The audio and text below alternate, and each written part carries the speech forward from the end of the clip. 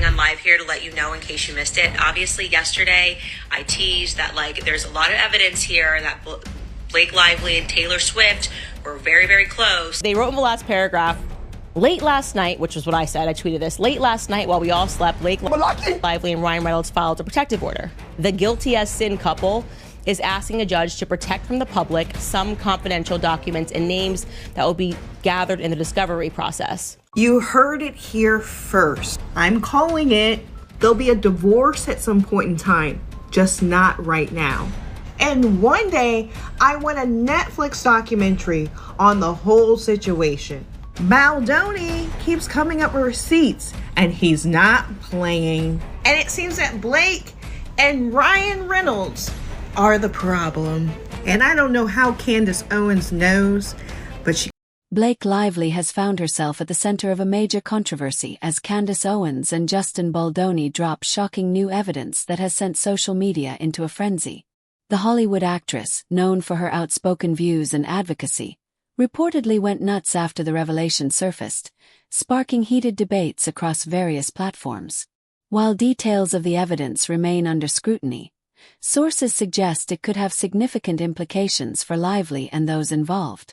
As the story unfolds, fans and critics alike are eager to see how this unexpected drama plays out. This went down with Justin Baldoni. Beyond the text message, a lot of things they were doing was very Taylor Swifty, dropping the Easter egg. So we dedicated our whole episode to that, and I gave you the timeline of her breakup with Joe Alwyn. By the way, if you guys, for the few of you who are not following the story and don't know why this is a big deal, it's because it's the Me Too movement. I have 3 sons. It matters. So this morning, wake up, Taylor Swift's marketing team has inserted into the Daily Mail top headline that her and Blake Lively are no longer friends and that she feels used and she doesn't want to be pulled into this lawsuit. All of this garbage, okay? I'm telling you, first off, read the article. You should go to Daily Mail. You should read the article. And then I'm going to debunk things that were said in that article because Taylor Swift is trying to pull out. This is what happens. When the light comes, the cockroaches all run. But I'm not done. I want her to... According to recent reports, a new tactic has emerged from Blake Lively's PR team. Sources claim that someone within Lively's inner circle has been actively shopping around HR complaints to gossip outlets like TMZ and the Daily Mail in an attempt to discredit Justin Baldoni. Discovery, where they share all of the information that may prove her case, and also Justin will seek information that will prove his. The only problem is that Justin's side is now responding, saying, hey, this isn't right. They just want blanket call logs of everything that went down. They'll use this to smear my client. So I'm going to share what Justin Baldoni had to say, but let's just do a quick refresher of the subpoenas, and then we've got our lawyer friend explaining why they think this is all just PR.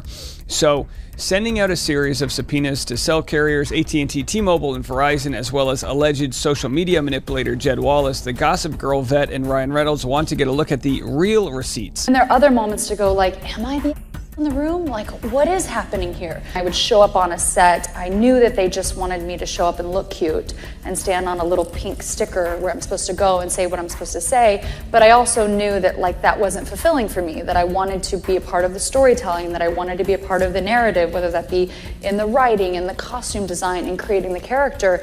And sometimes I had directors or producers or writers who would welcome that and invite that once they saw that I was able to offer that.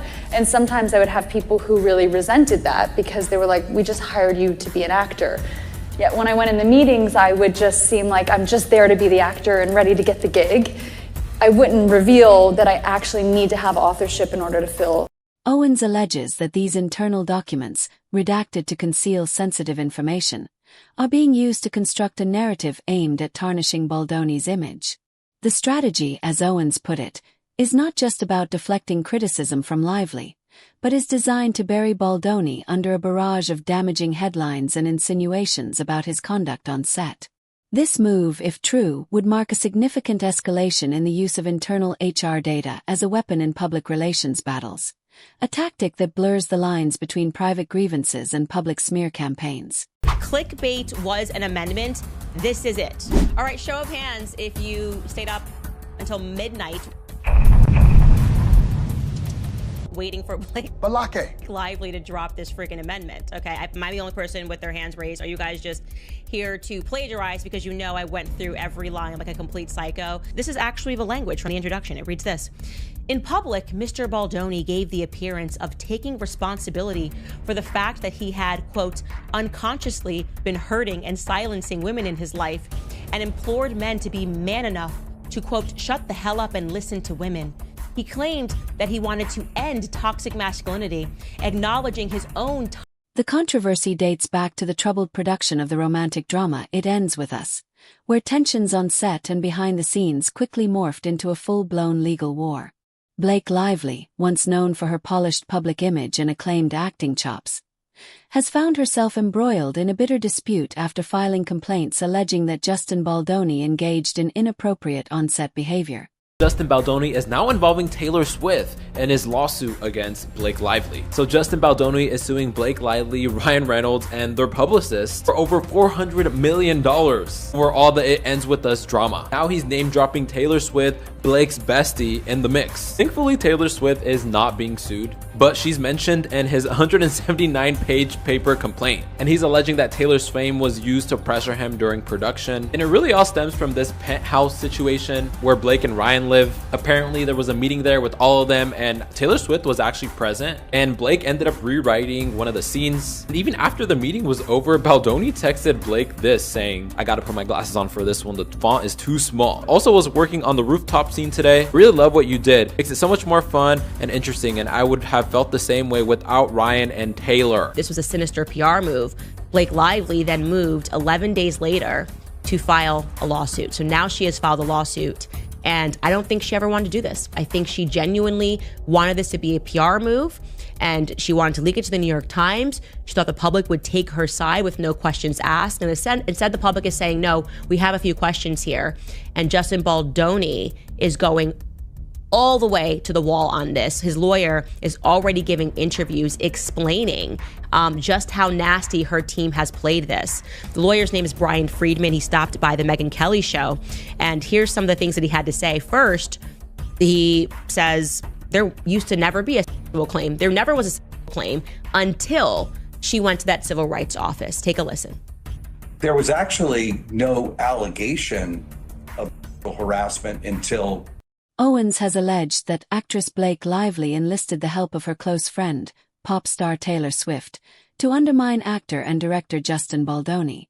Owens claims that Lively utilized Swift's connections with prominent journalists, including Ronan Farrow. Stuff. We've given you guys all of the players. We've been telling you guys exactly what it is that's going on. And then the press is like, oh my gosh, exclusive 1 week later, Taylor Swift is being subpoenaed. That's what Daily Mail is reporting. Look at this. They're actually putting exclusive, sensational new twist as Taylor Swift will be subpoenaed in Blake Lively, Justin Baldy legal battle, and faces being questioned under oath, an insider reveals. And yes, they are acknowledging that she is going to be questioned under oath as a part of the saga, and that a source close to the situation confirms a group of potential witnesses, which include depositions that are coming to give evidence, and the potential witnesses are understood to be Taylor Swift and the It Ends With Us co-stars Jenny Slate and Isabella Bearer. Exclusive. Again, if you watch this podcast, you will have those exclusive reportings a lot earlier. I hate modern feminism. I believe the icon of that sort of feminism is, in fact, Taylor Swift. It is kind of saying something that her best friend is Blake Lively. I'm not going to be able to watch her in an interview, because what's happened is that this Norwegian journalist named Kirsty Flaw has come out and said that Blake Lively was so awful to me when I've interviewed her that she made me want to reconsider my career. Take a listen. First of all, congrats on your little bump. Congrats on your little bump. What about my bump? Did you guys love wearing those kind of clothes that you... Yeah. I wonder if they would ask the men about the clothes. I would. Ladies and gentlemen, that is your brain on feminism. I can't even explain this. I'm always fascinated with the costume design. Probably most notorious is Peaky Blinders. I absolutely loved that series, and Cillian Murphy and the way the boys dressed and stood. In a second, I would have asked Cillian Murphy about the... According to Owens, Lively sought assistance from Farrow and Tui, both renowned for their investigative journalism during the #MeToo movement, to bolster her allegations against Baldoni. Owens suggests that this collaboration led to a December 21 article by TUI in the New York Times, which portrayed Baldoni negatively and resulted in public backlash. These allegations have intensified the legal battle between Lively and Baldoni, with Baldoni filing a $250 million lawsuit against the New York Times, accusing the publication of promise. Guys, this year is ending crazy because Justin Baldoni just filed a $250 million lawsuit against the New York Times. This is the article that he is suing them over. It is the article where they are covering the Blake Lively complaint, claiming that text messages that were used in the article that they wrote just depict him in the wrong light. They're out of context. In his complaint, he's also bringing up a situation regarding Ryan Reynolds and how Ryan allegedly berated him after he allegedly fat-shamed Blake Lively, and is accusing Ryan of allegedly pressuring WME to drop Justin as a client. After the New York Times article came out, that is when he was dropped by WME, but Justin is claiming in his complaint that Ryan tried to get him dropped this summer, right before Deadpool and Wolverine came out. He has denied this though. So there's obviously just a lot going on in this complaint. At the same time, Blake Lively has a new lawsuit against Justin Baldoni where she is alleging emotional distress and mental anguish. Like, we are going into the new year with there just being so many things coming out in this situation, more layers, and I just see even more coming out.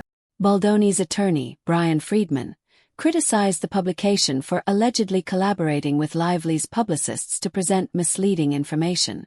Friedman accused the newspaper of cherry-picking and manipulating text messages to support Lively's claims, asserting that the article lacked proper investigative journalism and omitted critical context. He further alleged that the New York Times had prior knowledge of Lively's complaint and facilitated. Is this a claim that has merit, and do I have the standard right about what Baldoni would have to show as a public figure?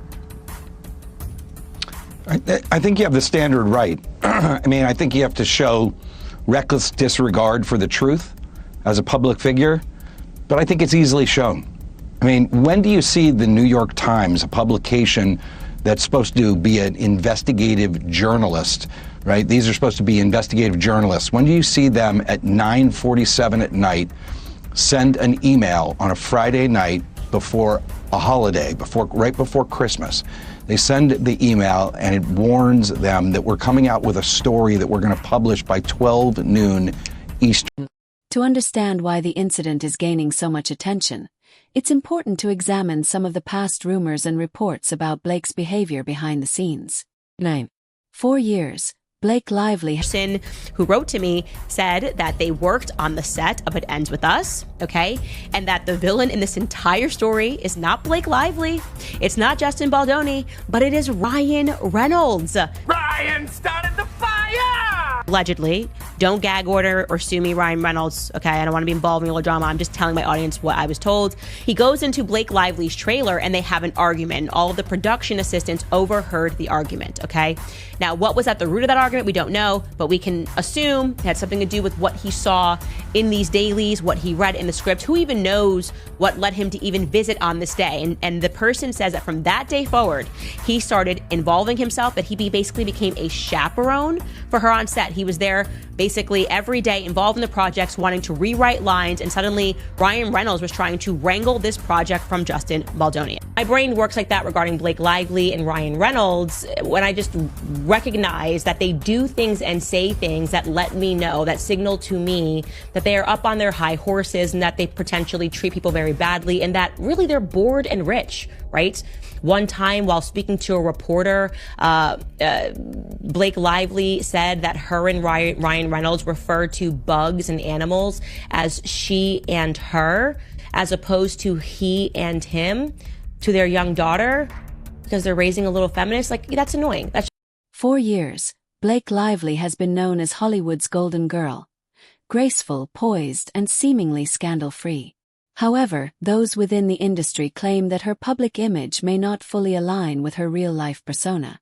According to various insiders, There have been Owens posted to her story saying she spoke to a source that claims Ryan Reynolds is the problem. She said the tip came from someone who allegedly worked on the set and said lately everyone is bashing Blake Lively, but apparently the true villain of the saga is Ryan. This person is alleging that everything started when Ryan Reynolds decided to stroll onto the movie set one day and review the dailies. This is an industry term for all the footage that they filmed for the day. And he also decided to take a look at the script, and between the two, something allegedly set him off. This person claims that the production assistants then overheard Ryan and Blake having an argument in her trailer. Ryan Reynolds started being on the set on a regular basis as if he were her chaperone, and that is when he started inserting himself into the actual production, including writing. Some rumors suggest that she has had conflicts with staff on movie sets and at high-profile events. Others claim that she has been involved in behind-the-scenes disputes. Seems that Blake and Ryan Reynolds are the problem. And I don't know how Candace Owens knows, but she claims to know. She shared some juicy details on her stories about rumors going around, saying that Ryan Reynolds went to visit Blake Lively's movie set one day, and he sat down to watch the videos that were filmed during production. And whatever he saw, whether it was the takes or the talking in between, he did not like. And a production assistant overheard Ryan and Blake getting into an all-out yelling brawl over what happened on set. What's the old saying? You lose them the same way you got them? I know Scarlett Johansson is somewhere smiling because she lost Ryan Reynolds to Blake Lively the same way. And after that big fight is when they start seeing Ryan showing up a lot on set. And he even got involved with the actual movie making. And he started suggesting new lines for the movie. My question is, who is going to want to work with these two after all of this? The reaction to this controversy has been swift and polarizing. Social media has been flooded with debates, think pieces, and speculation, with hashtags related to the incident trending for days. Some fans have come to Blake's defense, arguing that she is being unfairly portrayed and that the footage is being used as a tool to— If this text is real from Justin Baldoni to his PR crisis manager, I am beginning to think that Justin is in a lot deeper than we realize. And the example that they use in this text message that Justin sends to his PR team for an example of who he wants to use for the smear campaign is disgusting. But let me know who you're still supporting. Or like me, and I'm on team, I need more information before I make any decisions. Before I continue, everything is always alleged for education purposes only. No 18 involved, and I found that this screenshot is on it, people. So looking at the message, he sends a screenshot of a person I'm gonna show you in a minute, and you can take a guess of who you think this is, and he says, this is what we would need, talking about the smear campaign that was used against this person. This is the reply from Abel. Says, yes, literally just spoke to Melissa Nathan, which was also the PR crisis manager for Johnny Depp, said about this on the break about what we discussed last night for social and digital. Focus on Reddit, TikTok, and IG, because these PR managers are literally using Reddit to get that information out there for us to see, for us to report on. We're doing their dirty work. But the person he uses as an example is literally Hailey Bieber. On the other hand, critics have been vocal about their disappointment. Some argue that Blake's reported behavior is unacceptable regardless of the circumstances. Others point out that celebrities must be held accountable for their actions just like anyone else. Meanwhile, the mainstream media has had a field day covering the story, with major Moving on to a different take on the Justin Baldoni and Blake Lively battle. And it's based on a scene we've seen play out a lot as this legal battle has played out. Remember that Justin's team released this raw, unedited video of a dancing scene. It was actually B-roll that they used in the movie, where, they weren't using their audio. It was just to show them in this cozy dance scene. There was some arguing between them about what's the best way to shoot it, and this and the other. How they look, yeah. So some fans have noticed that there are a lot of camera angles there that look very familiar, and that Blake Lively would certainly know because she did almost the exact same scene with the guy who's now her husband back when he was playing Green Lantern. You mean the movie where they fell in love, Charles? Yes. With each other? Blake Lively's case, whether a misunderstanding or a genuine controversy, highlights the double-edged sword of fame. On one hand, it provides wealth in Lively accused Justin Baldoni of acting creepy towards her and how the whole set was super tense all the time. But I don't know, that kind of looked like two co-stars getting along. Moving on to another portion of the video, you know, in her lawsuit, Blake Lively accused Justin Baldoni of making inappropriate comments about her body, which in his lawsuit, Justin Baldoni countered, saying, actually, no, Blake Lively was the one who made fun of my nose. Roll the tape. I feel so nosy. I know. Noses. My nose is so big. Yes. I was hoping that we could address this. It's not too late. Just gotta shut down. We gotta call an insurance month and just deal with that. Yeah. And then, Cut. just kidding. It's Hollywood's golden girl. Graceful, poised, and seemingly scandal-free. However, those within the industry claim that her